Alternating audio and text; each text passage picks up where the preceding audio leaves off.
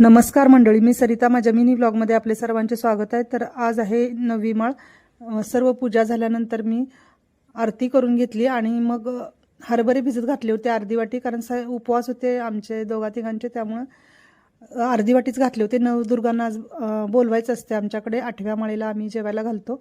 तर येथे मी चहा घेतला आणि देवीला जाऊन आलो. तिथे मला आज पण वेणी मिळाली, काल पण मिळाली होती. नंतर इथे आल्यानंतर शिरा आणि हरभऱ्याची भाजी करून घेतली. नंतर पुऱ्याची तयारी केली, पुऱ्या करून घेतल्या, तळून घेतल्या.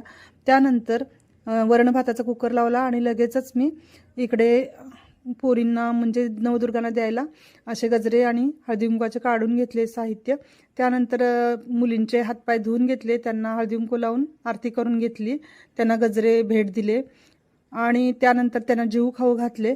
आणि आजचा दिवस असाच माझा छान गेला.